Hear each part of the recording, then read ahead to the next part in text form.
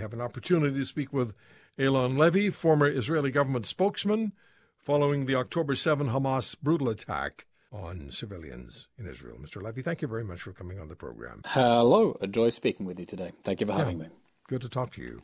When you look at what's happening in this country, let's start with this, and how the Trudeau government, Mr. Trudeau and Madame Joly, Prime Minister and Foreign Affairs Minister, respectively, have reacted to and responded to the demonstrations in this country, which called for the genocide of Jews and the destruction of Israel. When you look at how this government of ours has responded, how do you react? What's your response to what the government of this country has done and said? I'll be blunt, Roy. The situation in Canada is scary. It's scary for the Jewish community here, and I think it should be scary for all other Canadians as well. There is a large, hateful movement that is not a political protest movement. It is a homegrown, domestic, extremist, jihadi movement. I had an unpleasant just the other day at the University of Calgary, where a large number of students realized that I was there to speak with students and started banging on the doors, shouting, Allahu Akbar, Allahu Akbar. Now, whatever we think of any of their other protest cries, I think everyone can agree that banging on the doors and shouting Allahu Akbar crosses the line from any sort of political protest into a full-on Islamist war cry. But it's worse than that. Just look at what these people are chanting. Globalize the Intifada. What does that mean? The Intifada was a wave of Palestinian suicide bombings in the early 2000s. When they say globalize the Intifada, they mean bring suicide bombings to Canada, export terrorism, political violence against Jews and Israelis wherever you find them. When they call from the river to the sea, they're calling for the destruction of the state of Israel.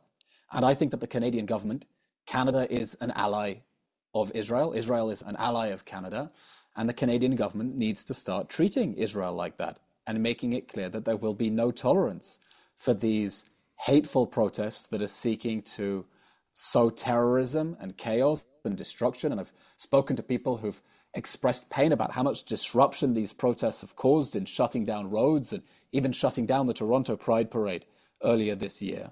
And make it clear to the Jewish community that Canada will continue to be a warm, inclusive, friendly home. And Canadians aren't going to be intimidated by this hateful jihadi movement. So you were the spokesman for the Israeli government. And earlier this year, I don't know if you were permanently removed or suspended because of something you said about a British government official. Could you tell us about that, please? What did you say? What got you suspended or removed? And are Western governments, by and large, changing their approach and their view and their level of support for Israel? Roy, let me tell you a funny story. In Israel, all politics is local. Before this war, I was not a government spokesman. Before this war, I was one of the many Israelis protesting against the Netanyahu government every week. And the thought that I might have some sort of official role was unthinkable. But then on October 7th, the unthinkable happened. Hamas invaded by air, land, and sea. They sadistically slaughtered 1,200 people. They hunted them down at a music festival. They hunted them down in their beds.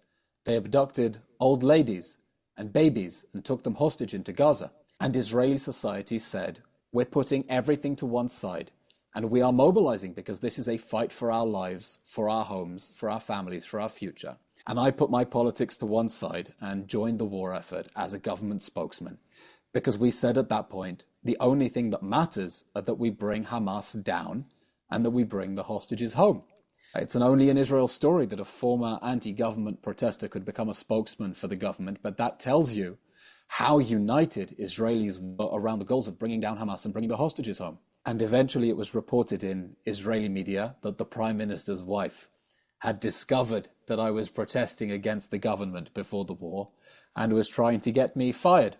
And to cut a long story short, for political reasons, eventually my position became untenable and I was forced to resign. So, I can see the internal machinations taking place. What do you say, though, to the question about how Western governments are now responding, and European governments are responding to Israel and the decisions they have taken? We know South Africa's approach, but what about European countries that have taken a negative position toward Israel? There are some countries from which we have no expectations. South Africa condemned Israel while the massacre was still happening, it then decided to literally play advocate for the devil and be the legal arm of Hamas at the international courts. We have no expectations of the ANC. But we are disappointed with our Western partners. And we're disappointed because they all understood on October 7th that this war has to end with an Israeli victory.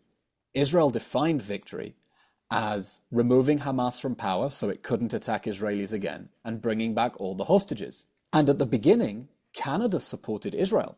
As late as January, the Canadian government said, we want a ceasefire, but a ceasefire can only be sustainable if Hamas is removed from power. Hamas can have no role in the future governance of Gaza. What the Canadian government was saying is we want Israel to win. We want this war to end with Hamas removed from power because otherwise there will be a next time and it will be worse. And I think it's deeply unfortunate that countries that know that their own national interest requires the defeat of the terrorist army that did the October 7th massacre have decided under political pressure that they are happy for this war to end with Hamas still in power. Because we are now under pressure from countries to try to make the problem go away. It's become a political nuisance for Canada.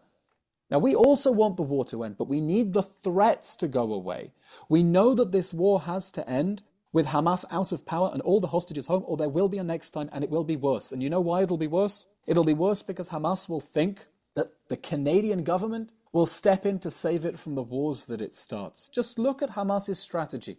Hamas has what I call a human sacrifice strategy. It deliberately built a network of tunnels into homes and schools and mosques and hospitals and even UN facilities, hoping to maximize civilian suffering, thinking that would get governments to pressure Israel to stop and Hamas would survive the war that it started. And we're calling on countries around the world to have the courage to stick with what they knew to be true on October 7th. This war cannot end with Hamas in power or hostages in Gaza, or there will be a next time and it will be worse. And I'll just say, Roy, one more thing. When October 7th happened, we all thought it was a war just between Israel and Hamas. But Israel is now fighting for its life against the Iranian regime and its proxy armies on 7 fronts. It's not just about Hamas. We have Iran's proxy army in Lebanon, Hezbollah, Iran's proxy army in Yemen, the Houthi Iranian militias in Syria, Iranian militias in Iraq, Palestinian terrorists in the West Bank, the Iranian regime itself, which has targeted Israel with the biggest ballistic missile attacks in history and is threatening even more attacks. Israel is now fighting for its life against enemies that want to wipe it off the map, just like the Ukrainians are fighting for their lives against a country that wants to wipe them off the map. And we expect our Western allies to stand by our side as we fight for our sovereignty and our independence and our freedom against countries that are enemies of the West and want to sow hatred and chaos in places like Canada as well. Mr. Levy, what I find really particularly disturbing is the multi-generational Jewish families in this country, and I imagine you've seen this in other parts of the world as well. Multi-generational Jewish families are questioning their future in Canada. They're questioning whether they have a future in Canada because they've been so directly threatened. They're people, they're Canadian citizens, multi-generational, I keep saying it. Are you running into that in other parts of the world as well? And what do you say about that? They have one place to go, Israel, and they've told me, Israelis or Canadian Jews have told me, we have one place we can go, and that is Israel. Then here is Israel under assault by Iran and its proxies. But while that is going on, it's a long question, I'm sorry, but while that is going on, you have countries in the Middle East like the UAE, like Egypt, like Jordan, like Saudi Arabia, were basically keeping quiet. Israel attacked Iran because Iran unleashed missiles on Israel. But those countries that we might expect would verbally at least attack Israel, you haven't heard very much from them at all. Put that together for us, please. It is not only sad, it is infuriating that there are many Jewish citizens of Canada who are openly questioning whether Canada is still a safe country for them and whether it will be going 20 years in the future. One of the things I've learned speaking to people outside the Jewish community in Canada is they say they didn't realize anti-Semitism was still a thing, that it's a problem, and they're shocked to discover their Jewish neighbors are concerned about this problem. Unfortunately, it isn't just contained to Canada. We hear similar things in Australia, for example. What's tragic is that in both cases, you have Jewish communities who felt that after the Holocaust, they had literally gone to the ends of the earth for a little bit of peace and quiet, and to find somewhere they would be left alone and allowed to raise their families without intimidation or prejudice. And it's catching up with them too. This is something that Canadian society has to take seriously, because if Jews are not safe in Canada, they're not safe anywhere in the Western world. And if there is no safe Jewish community in Canada, then Canada just isn't Canada. This is a community that feels it has played an outsized role in building this country, in contributing to this country, in donating to this country, and making it what it is. And they're feeling increasingly betrayed and hurt by the upsurge of anti-Semitism. These protests in the street calling globalize the Intifada, which is just the politically correct way of saying death to the Jews. And as you notice, at the same time, Israel finds that it actually has the support of certain Arab nations around it. Saudi Arabia is itching to normalize relations with Israel, just at a time that Western countries are trying to create distance with it.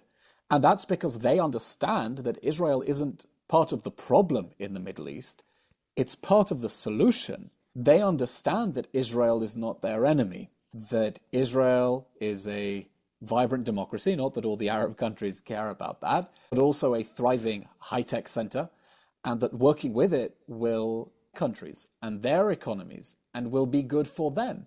And more than that, that we all face a common enemy, the Iranian regime, because the same Houthi pirates, for example, who have been firing ballistic missiles and drones at Israel, have also been attacking Saudi Arabia and the UAE. And those countries are just as worried about an Iranian nuclear project as Israel is. So when Israel says we're fighting for humanity on the front lines of humanity, we really mean it. And sometimes we feel that our Arab neighbors understand that and understand why Israel is fighting to destroy these jihadi terror regimes more than people in the West who forget sometimes about that key distinction between good and bad. I have just a minute left. How far is Israel willing to go? Israelis feel that this war is existential. We understand that this war cannot end with Hamas in power, hostages in Gaza, or Hezbollah on our borders, because otherwise there will be a next time and it will be worse. And Israelis feel that we have a once-in-a-lifetime opportunity, and we'll pay a terrible price if we miss it, to push these threats away from our borders and create the conditions for our neighbors to embrace a path of peace. And we're determined to live. We want to live. We want to survive. We want a safe and secure country. And we're to fight to make that happen, with or without the support of our Western allies. But I'm here in Canada to drum up support among Canadians and say, Canada, we're fighting your fight too. We need you to have our back. Mr. Levy, good talking to you. Thank you very much for the time today. Thank you very much for your time.